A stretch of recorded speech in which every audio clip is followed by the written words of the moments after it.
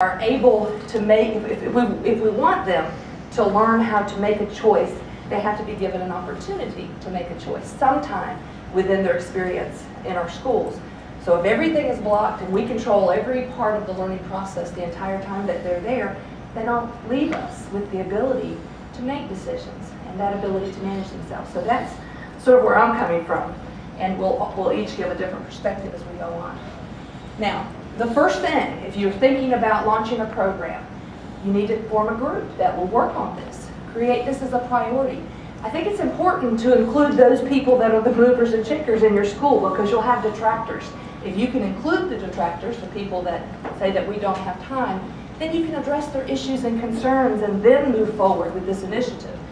But it involves creating a committee, the assessment of what are your current components, and we'll go through the others, creating a plan, communicating your plan, implementing your plan, and then revising it. Now, you'll have all of these slides when you leave, so don't, if we've already submitted them, this first part. So, as I said before, the major components include the infrastructure, the curriculum, and the policies. How do we begin? We start off with the committee. And every school is different as to the people that they need to include. Some of you will have safety coordinators. Some of you will have curriculum directors.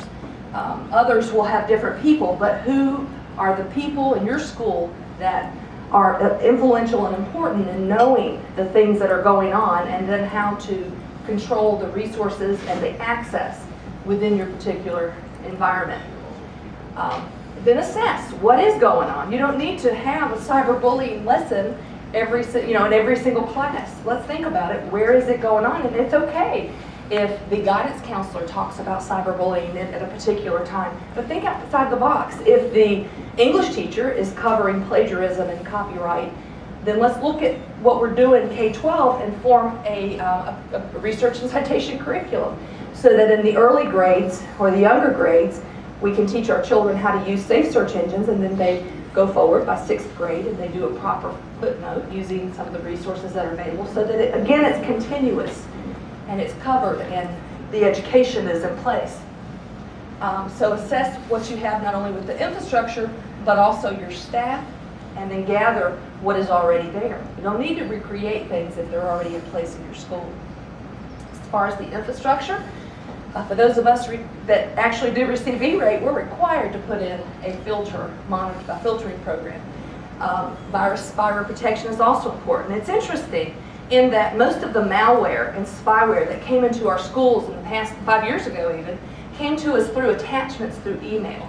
And that's changing, because now 80% of it is coming through the legitimate websites. When they visit legitimate websites, now we're attracting some of the malware, and you think about Facebook and how often some child's account gets confiscated and it sends out all those invites. So the situation and dynamics is changing a bit with our networks. Can I jump in for just a second?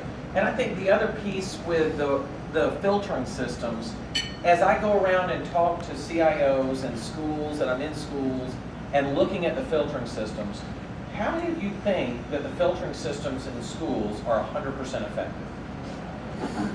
And that's what all the people, I was at a CIO meeting with COSIN, and that's exactly what they said too.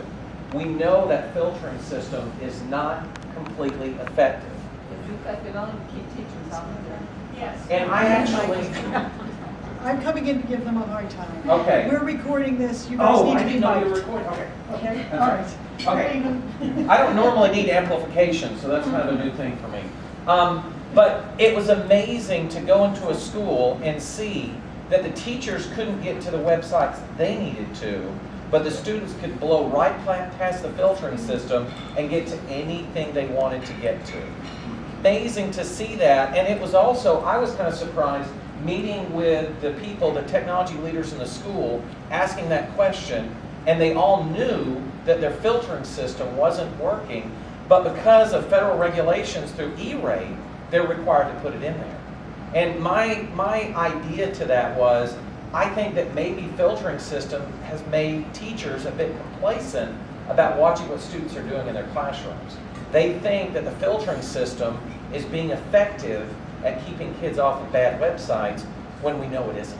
So that's where that digital citizenship really comes into play, because students need to know how to use the web responsibly, And we know when they go home, most of them are not being filtered. Most of the internet they're seeing, their television isn't filtered, the internet isn't filtered, a lot of things aren't filtered.